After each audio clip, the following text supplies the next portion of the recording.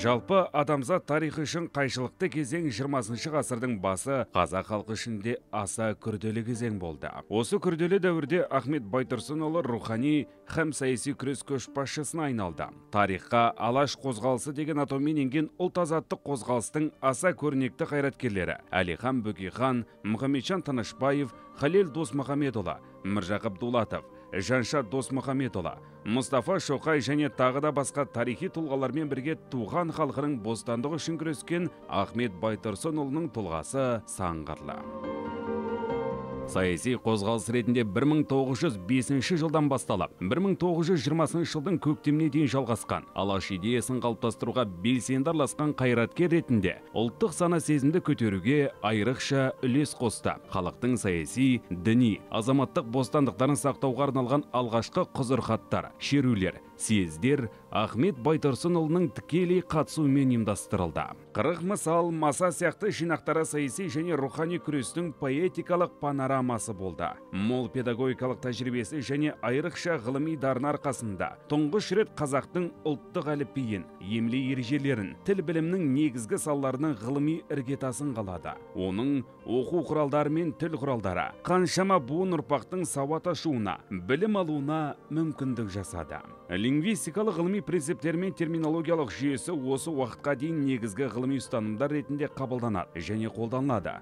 Ахмет Байтұрсынұлы ұлттық әдебиеттану мен оқыту әдістемесінің де негізін салушы ғалым әрі әдіскер. Ахмет Байтұрсынұлының ұлттық тіл білімін қалыптастыруы тікелей қайраткерлігімен байланысты болып, қазақ халқын тілі арқылы сақтауға барша күшін салды. Яғни бұл тұста оның қайраткерлігі мен ғалымдығы сабақтасып, ұлттың болмысын өз заманы ішінде, болашақ ішінде сақтауға жұмсады.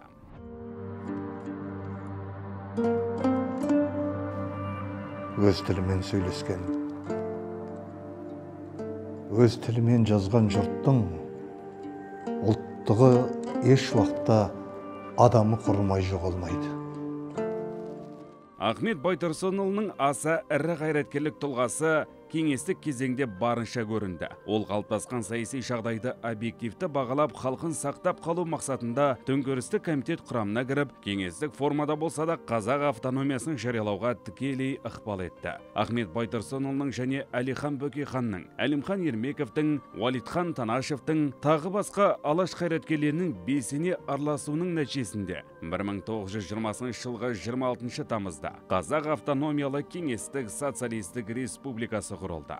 Ол автономиялы республиканың тұңғыш оқу-ағарту комиссары болып, Қазақстанда жаппай білім беруді, мектептерді оқу құралдарымен қамтамасыз етуді, академиялық орталық сияқты ғылыми мекемелерді құруды ұйымдастырды. Осының нәтижесінде Қазақстанның түкпір-түкпірінде көптеген мектептер ашылды.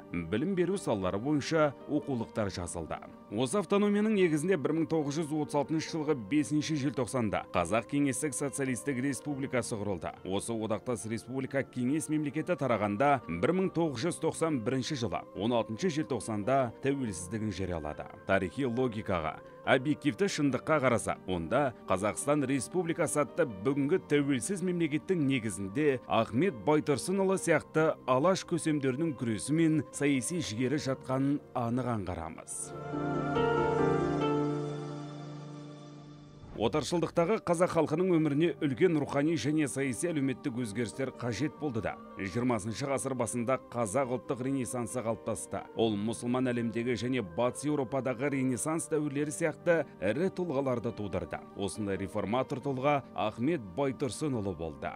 Барлық саналы ғұмырын ұлттық мүддеге арнаған Ахмет Байтұрсынұлына замандастары ұлт ұстазы деген аса құрметті атақ берді. Ол өзінің өміршең еңбектері арқылы бүгінде жалпы ұлтымыздың рухани көсемі, ұлт азаттығы жолында күрескерлігін, қазақ ғылымын қалыптастырудағы санаткерлігін, мәдениет пен әдебиет саласындағы қайраткерлігін ұрпақ ұмытпай, есімі мен еңбегі алдында әрқашан тағзым етеді.